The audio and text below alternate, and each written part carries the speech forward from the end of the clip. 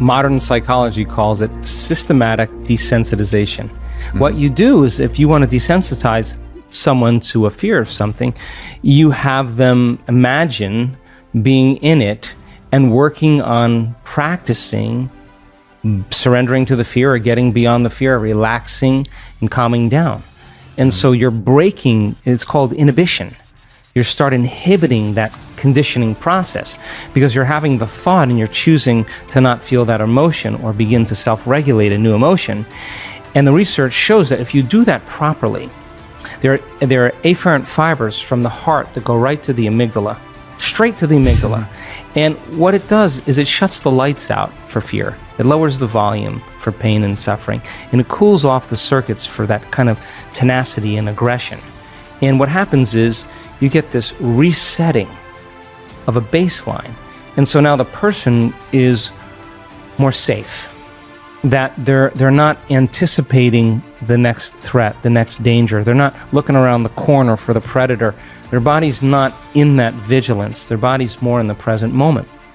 And so you begin to desensitize yourself when you confront the fear, or you confront the possible scenario, and you begin to choose a different emotion, or you break from that emotion. And because people do something, they do the opposite really well. They think about the worst thing that's going to happen to them in their lives, and then they say, no, it could even get worse. And they begin to emotionally feel the fear before it happens. And they're conditioning their brain and body to subconsciously become the mind of fear. Do it enough times, and your body is going to have a panic attack without you.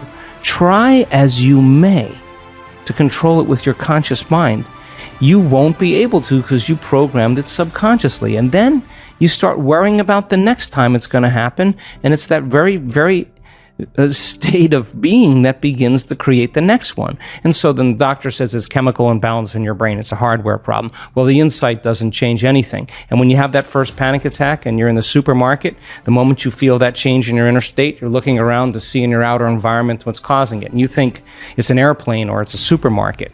And so then, you take the drug, but the drug doesn't heal the condition. In fact, you'll still stay away from supermarkets or airplanes. So then it's a software problem. Your father was overbearing, was a perfectionist. He was really hard on you. So now you have the insight. My father was overbearing. Does it heal it?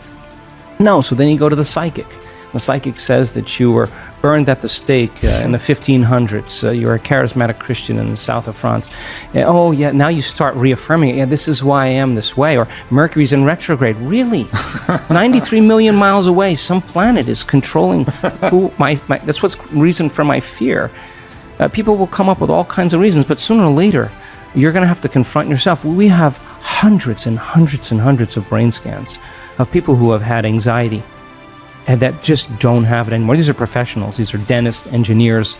These are nurses, people that really were struggling a great deal with it. You cannot be anxious if you're in the present moment, and it's just a skill. So I think that we can use it in a positive way. Yeah. Or what am I going to do if I feel that? I mean, we have activities in every one of our week-long events where we know that people can do brain and heart coherence. We got the scans to prove it, and then we say, okay, now that we know that you can do it, let's go 38 floors up on the hotel and let's rappel off the side of the hotel. And this is not about an adrenal rush. This is actually about the opposite. We got heart rate monitors on them, and this is the moment. This is a moment when you're standing up there. Can you breathe? Can you stay in your body? Can you relax? And the more you rehearse, I always say to them, what are you going to do when you get up there? Because if you don't know what you're going to do up there, you're going to throw a program in there and you're going to get fearful and go unconscious. But if you can stay conscious and you're reviewing what you're going to do and you start practicing, you're priming your brain and body for that experience. So what's the significance of that? Overcome that in brain and heart coherence, you'll walk into your life and you'll use the same thing in the same circumstances when you're faced with fear in your life, and you won't be gripped by it. And if you just went off 38 floors in heart and brain coherence and you mastered it, you probably will look at the problems in your life as so much less intimidating than what you just did, and people leave their fears. So we want to put them in situations that would normally evoke a strong emotion or a program and say, yeah, that's natural, that's normal, but what would supernatural do? So let's practice that. And so we have a challenge activity. That's where I just came from. And again, putting people in those situations where they don't think they can go any further, and then they go further. And that's what we want them to do, because going further means they're going against thousands of years of programming, thousands of years of fear and conditioning. And when it happens, they're liberating energy. And that's available energy for them to heal with. That's available energy for them to create a new life with. 70% of the time, people live in survival, live in stress.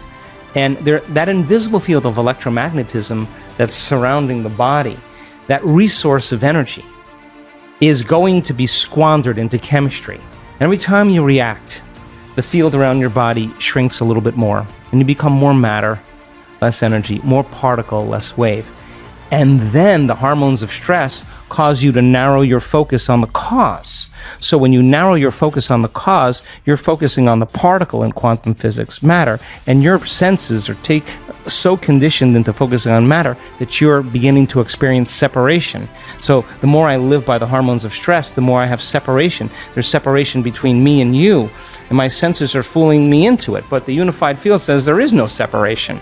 So then, if you're addicted to those emotions and they're heightening your senses, that's what they do in survival, and you become a materialist, and your field around your body is shrinking, then you're going to feel separate from the quantum field, and it's going to take a long time for you to create what you want, because you're separate from the field, and you will be matter trying to change matter. So the moment you begin to activate this center, this is our connection. This is our first connection to the unified field. The moment energy moves into this center, and we've measured this, the field around the body expands, and once there's energy in the heart, guess where it goes? Straight up to the brain. The heart acts as an amplifier, and literally begins to increase energy in the brain. So now, once that field begins to expand, and you get beyond, you take all of your attention off your body, off people in your life, the things you own, the place you need to be in time itself, and you become pure consciousness, and you take all of your attention out of this three-dimensional reality, out of the known, and you start putting your attention on that field. There is a technique that we teach to do that, and you begin to feel connected from that field. Now, the faster the frequency, the higher the emotion you feel, the shorter amount of time it's going to take for it to appear in your life, because the faster the frequency, the closer you're getting to oneness and wholeness. So then when you teach people how to get beyond all of the elements in this three-dimensional reality and begin to open their heart, that frequency is their connection to the field. The moment they open their heart, they become more energy than matter, more wave than particle. And now that becomes the amplifier that begins to generate a whole new set of thoughts, a whole new consciousness. And that heart center then makes us want to serve, makes us want to take care of one another, to inform one another, to help one another, to give to one another, to heal one another. That's what creates unity. We know this to be the case. We've taken 1,000 people in a room. We've set 50 people in the front of the room wearing HRV monitors, heart rate monitors, and we've told the entire audience to move into heart coherence and brain coherence and have the intent for the greatest good for the people sitting in the front of the room. In a matter of seconds, all their hearts go into coherence at the exact same time, in the exact same day, in the exact same meditation.